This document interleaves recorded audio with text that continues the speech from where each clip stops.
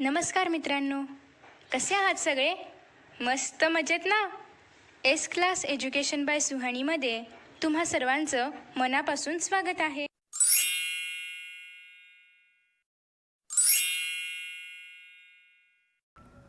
So friends, आज आपण पाहतोय 10th standard science part 2 lesson number 8 that is cell biology and biotechnology. So cell biology and biotechnology या लेसनला आपण खूप आधीपासून सुरुवात केली आहे आणि आज आपण पाहतोय human health. Okay, so human हेल्थमधील आपण ऑलरेडी वॅक्सिन्स आणि वॅक्सिनेशन कंप्लीट केलं होतं. सो आता आपण स्टार्ट करणार आहोत ट्रीटमेंटला. ओके, सो आता आपण ट्रीटमेंट स्टार्ट करूया. So what is treatment? Treatment म्हणजे काय की एखाद्या व्यक्तीला जर डिसीज झाला असेल सो त्या डिसीजच्या अनुसरून त्याला आपण काय देतो? ट्रीटमेंट देतो, म्हणजे मेडिसिन्स देतो. सो आता याच्यामध्ये बायोटेक्नॉलॉजीचा वापर कसा आहे तो आपण बघूया. Biotechnology is useful for production of hormones like insulin, somatotrophin and blood clotting factors. आता हे लोक कोण आहेत? तर इन्सुलिन म्हणजे काय तुम्हाला माहिती आहे. इन्सुलिन कुठे असतं? पॅनक्रियामधून जनरेट होतं, सिक्रेट होतं. ओके, त्याच्यानंतर सोमॅटोट्रोफिन कुठे जनरेट होतं? तर पिट्युटरी ग्लँड्समधून सिक्रेट होतं. ओके, पिट्युटरी ग्लँड्स कुठे असतात? आपल्या ब्रेनच्या बेस साईडला असतात. त्याच्यानंतर थर्ड आहे ते म्हणजे ब्लड क्लोटिंग फॅक्टर, हे आपल्या लिव्हरमध्ये प्रोड्यूस होतं. ओके, सो सगळे कुठे कुठे राहतात ते तुम्हाला कळलं असेलच. आता हे लोक काय काम करतात? तर इन्सुलिन काय करतं? तर आपल्या बॉडीमध्ये जे काही ग्लुकोज आहे तर त्याचं जे काही प्रपोर्शन आहे किंवा त्याचं जे काही अमाऊंट आहे तर ते मेंटेन ठेवण्याचं काम कोण करतं? इन्सुलिन करतं. नेक्स्ट आहे सोमॅटोट्रोफिन ते पिट्युटरी ग्लँडमध्ये आहे, म्हणजे ते काय करणार? आपल्या ग्रोथवरती आपले ग्रोथ हॉर्मोन्स जे आहेत ते स्टिम्युलेट करणार, स्टिम्युलेट्स ग्रोथ. ओके, त्यानंतर तिसरा आहे ब्लड क्लोटिंग फॅक्टर.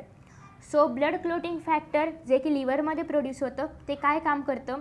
तर आता ते ब्लड क्लोट करणं म्हणजे काय? ब्लड स्टॉप करणं. आता सपोज की आपल्याला एखादी इंजुरी झालेली आहे, काहीतरी लागलं आहे आपल्याला, त्याच्यामधून ब्लड येतं आहे आणि ते ब्लड काय दिवसभर वाहतच राहतं का? तर नाही. थोडंसं ब्लड वाहिल्यानंतर तिथे ब्लड फ्लो होणं स्टॉप होतं. मग ते का स्टॉप होतं? तर आपल्या ब्लडमध्ये ब्लड क्लोटिंग फॅक्टर्स आहेत म्हणून.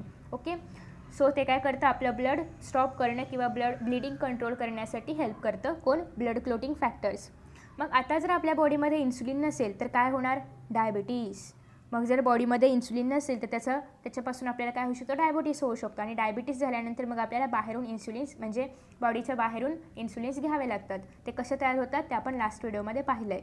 नेक्स्ट आहे सोमॅटोट्रोफिन. आता सोमॅटोट्रोफिन जर आपल्या बॉडीमध्ये कमी झालं तर सोमॅटोट्रोफिनचं काम काय आहे? आपल्या बॉडीमध्ये ग्रोथ स्टिम्युलेट करणं. आणि जर सोमॅटोट्रोफिन बॉडीमध्ये कमी झालं तर याचा अर्थ आपल्या बॉडीची ग्रोथ नाही होणार. ओके, सो त्याच्यामुळे ग्रोथ काय होणार? स्टॉप होणार किंवा ग्रोथ खुंटणार. ओके, नेक्स्ट आहे ब्लड क्लोटिंग फॅक्टर्स जर कमी झाले तर आता ब्लड क्लोटिंग फॅक्टर्सचं काम काय आहे? ब्लड स्टॉप करणं इंजुरी वगैरे झाल्यानंतर. जर ब्लड क्लोटिंग फॅक्टर्स नसतील तर ब्लड वाहतच राहील, म्हणजे खूप हेवी ब्लड लॉस होणार, आपलं ब्लड स्टॉप नाही होणार. ओके, सो अशा पद्धतीने हे काही हॉर्मोन्स आहेत आणि बायोटेक्नॉलॉजीच्या मदतीने आपण या हॉर्मोन्सचं प्रोडक्शन करू शकतो. ओके, सो नेक्स्ट आहे इंटरफेरॉन. सो इंटरफेरॉन काय आहे? तर तुम्हाला माहिती आहे की काही व्हायरल डिसीजेस असतात. ओके, सो व्हायरल डिसीजच्या ट्रीटमेंटसाठी इंटरफेरॉनचा वापर केला जातो. So this is a group of small sized protein molecule. Interferon काय आहे? स्मॉल साइज्ड प्रोटीन मॉलिक्यूल आहे जे की व्हायरल डिसीजच्या ट्रीटमेंटसाठी वापरलं जातं. मग आता ते कुठे राहतं? कुठे मिळतं? So these are produced in blood. मग हे कुठे प्रोड्यूस केलं जातं? ब्लडमध्ये प्रोड्यूस केलं जातं. सो हावेवर नावडेज तर आजच्या काळामध्ये विथ द हेल्प ऑफ बायोटेक्नॉलॉजीच्या मदतीने transgenic E coli are used for production of interferon. आणि आजच्या काळामध्ये ट्रान्सजेनिक म्हणजे काय तेही तुम्हाला माहिती आहे, लास्ट व्हिडिओमध्ये आपण पाहिले. ई कोली कोण आहेत त्याच्याशी पण तुमचा परिचय झालेला आहे. सो ट्रान्सजेनिक ई कोली जो आहे तर त्याचा वापर आपण आता इंटरफेरॉनच्या प्रोडक्शनसाठी करू शकतो with the help of biotechnology. Okay, so this was all about interferon. आता आपण पाहणार आहोत जीन थेरपी. जीन थेरपी म्हणजे काय ते जाणून घेऊया. Gene therapy to treat genetic disorder in somatic cells has become possible due to biotechnology. आता सोमॅटिक सेल्स म्हणजे काय? तर तुम्हाला माहिती आहे आपल्या बॉडीमध्ये सोमॅटिक सेल्स असतात आणि जर्म सेल्स असतात. ओके, सो जर्म सेल्स म्हणजे काय? जे की गॅमेट्स आहेत, स्पर्म आणि ओवा. ओके, रिप्रोडक्टिव्ह सेल्स जे आहेत तर त्याला आपण म्हणतो जर्म सेल्स. मग रिप्रोडक्टिव्ह सेल्स सोडून इतर जे काही सेल्स आपल्या बॉडीमध्ये आहेत, मग ते ब्लड सेल्स असो, हेपॅटोसाइट्स असो, जे काही सेल्स आपल्या बॉडीमध्ये आहेत त्यांना आपण काय म्हणतो, सोमॅटिक सेल्स. विदाऊट कुठले सोडून, जर्म सेल्स सोडून जे काही सेल्स आहेत त्यांना आपण सोमॅटिक सेल्स असं म्हणतो. ओके. मग सोमॅटिक सेल्समध्ये जे काही जेनेटिक डिसऑर्डर्स आहेत तर त्याची ट्रीटमेंट करण्यासाठी आपण वापरतो जीन थेरपी. ओके. आणि हे कशामुळे शक्य झालेलं आहे, with the help of biotechnology. तुम्हाला माहिती आहे सेलमध्ये असतं DNA, DNAमध्ये असतात जीन्स, आणि जीन्सचे जर काही प्रॉब्लेम्स झाले किंवा जीन्सचे जर काही डिसऑर्डर्स झाले तर त्याच्यावर ट्रीटमेंट करण्यासाठी जीन थेरपी वापरली जाते. कोणते डिसीजेस असतात ते आता आपण पाहू. जसं की PKT आहे. PKT कुठे कशामुळे होतं, तर PKT arises due to genetic changes in hepatocytes. Hepatocytes म्हणजे काय, लिव्हर सेल्स. आपल्या लिव्हरमध्ये जे काही सेल्स आहेत त्याच्यामध्ये काहीतरी जेनेटिक चेंजेस जर घडून आले तर कुठला रोग होतो, PKT होतो. ओके. सो मग हा PKT ट्रीट कसा करायचा, काहीतरी ट्रीटमेंट असेलच ना. So it has become possible to treat it with gene therapy. आणि हाच PKT सारखे रोग ट्रीट करण्यासाठी किंवा PKT सारख्या रोगांवरती ट्रीटमेंट करण्यासाठी कोणाचा वापर केला जातो, जीन थेरपीचा वापर केला जातो. So this method is called as somatic cell gene therapy. आणि याला आपण सोमॅटिक सेल जीन थेरपी असं म्हणू शकतो, कारण हेपॅटोसाइट काय आहे, लिव्हर सेल, जे की आहे somatic cell. Okay. So somatic cell म्हणजे काय, तर all the cells except sperms and ova in the body are called as somatic cells. म्हणजे आपल्या बॉडीमध्ये असणारे फिमेल बॉडीमध्ये असणारे ओवम्स आणि मेल बॉडीमध्ये असणारे स्पर्म्स हे सोडून जे काही इतर सेल्स बॉडीमध्ये प्रेझेंट असतात त्यांना आपण म्हणतो सोमॅटिक सेल्स.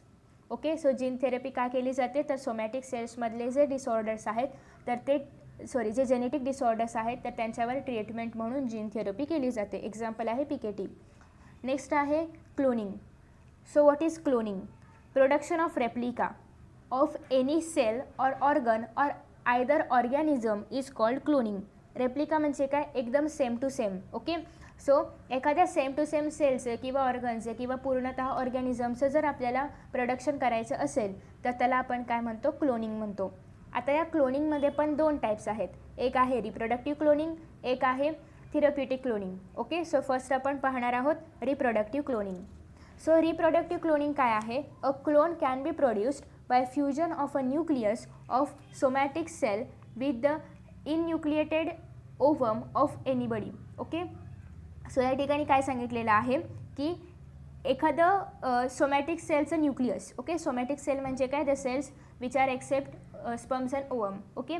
सो सोमॅटिक सेलचं न्यूक्लियस आणि इनन्यूक्लिएटेड ओवम म्हणजे असं ओवम ज्याच्यामध्ये न्यूक्लियस नाही आहे. ओके. सोमॅटिक सेलचं न्यूक्लियस आणि असं ओवम की ज्याच्यामध्ये न्यूक्लियस नाही आहे यांचं फ्युजन घडवून आणलं जातं. ओके. आणि त्याच्यामुळे काय होणार आहे, thus there is no need of sperm to produce the new organism. आणि याच्यामुळे काय होतं की आता एखादं सोमॅटिक सेलचं न्यूक्लियस आणि न्यूक्लियस नसणारं ओवम यांचं जर फ्युजन घडवून आणलं तर त्या ठिकाणी न्यू ऑर्गॅनिझम तयार होऊ शकतो. म्हणजे इथे स्पर्मची कुठलीही आवश्यकता नाही आहे, विदाऊट स्पर्म न्यू ऑर्गॅनिझम तयार होतो. ओके. सो नेक्स्ट आहे थेरप्युटिक क्लोनिंग. आता तुम्हाला माहिती आहे की स्टेम सेल्स कुठे असतात, काय असतात, कोण असतात, त्याचा अभ्यास आपण आधी सुरुवातीलाच केलेला आहे.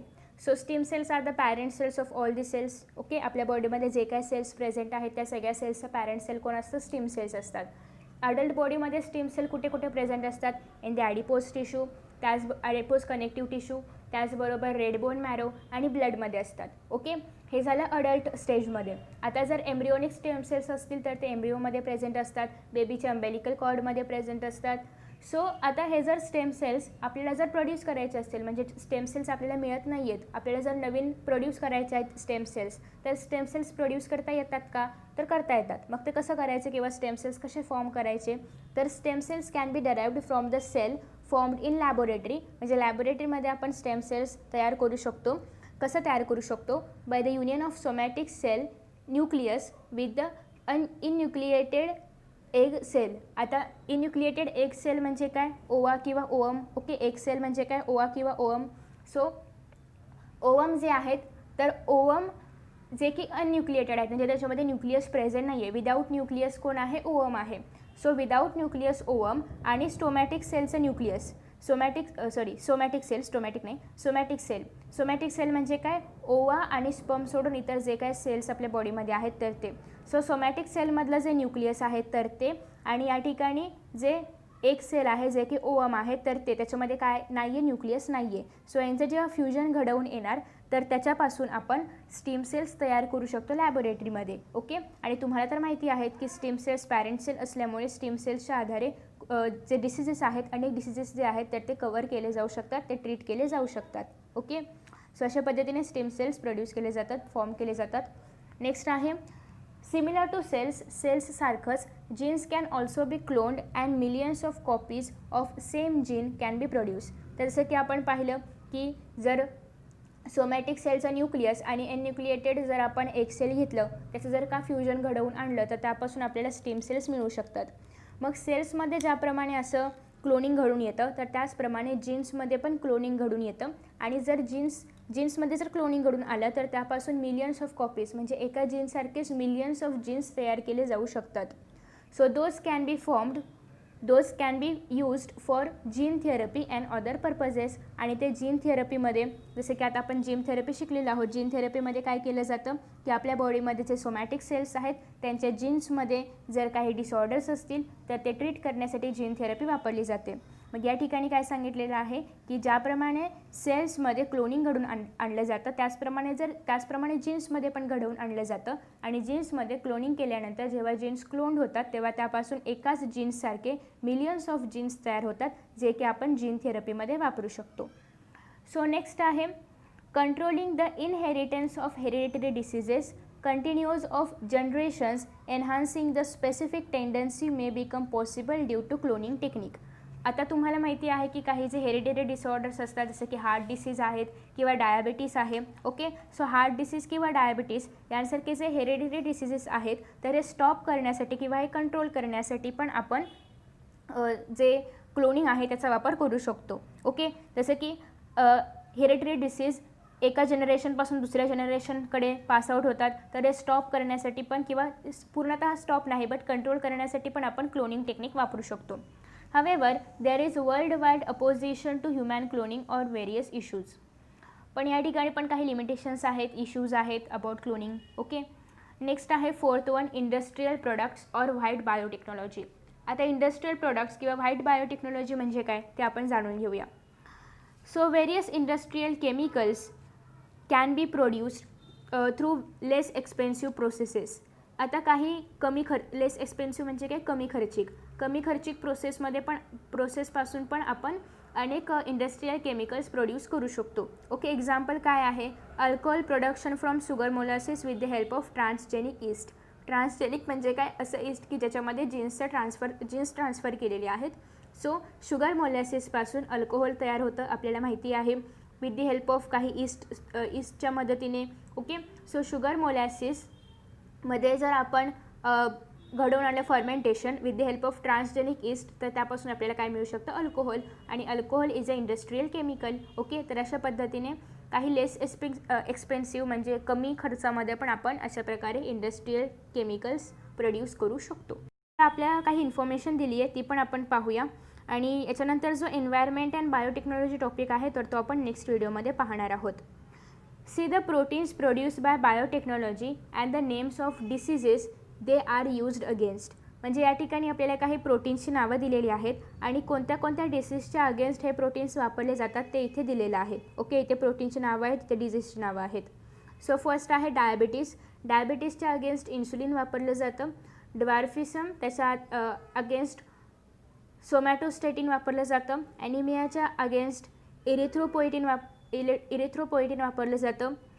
हेमोफिलियाच्या अगेन्स्ट फॅक्टर 8 वापरलं जातं.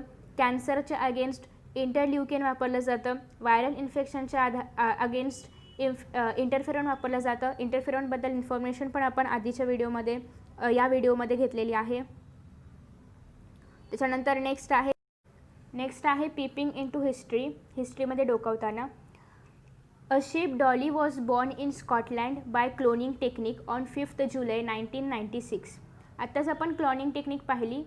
ओके, तर या ठिकाणी आपण 2 क्लोनिंग पाहिल्या होत्या. एक होतं थेरप्युटिक क्लोनिंग आणि दुसरं होतं ते म्हणजे रिप्रोडक्टिव्ह क्लोनिंग. तर या ठिकाणी रिप्रोडक्टिव्ह क्लोनिंगबद्दल आपण बोलतो आहे.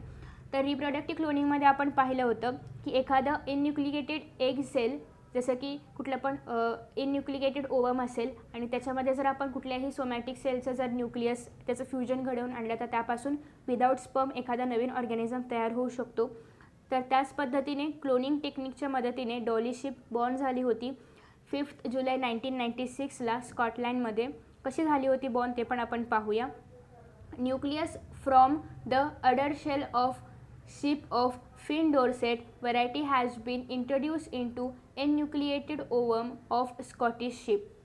स्कॉटिश शीपचं इन्युक्लिएटेड ओवम घेतलं होतं आणि त्याचप्रमाणे फिन डॉर्सेट नावाची जी शीप आहे त्याचं न्यूक्लियस घेतलं होतं आणि दोघांचं फ्युजन घडवून आणलं होतं. आणि हे जे तयार झालेलं जे झायगोट होतं तर ते स्कॉटिश शीपच्या युटेरसमध्ये डेव्हलप होण्यासाठी ठेवलं होतं आणि त्याच्यापासूनच डॉली बॉर्न झाली होती. So it was showing the characters as per the chromosomes in nucleus and any character of Scottish sheep was not visible. आणि न्यूक्लियसमध्ये जे क्रोमोझोम्स होते, न्यूक्लियस कोणाचं होतं, फिन डॉर्सेट शिपचं.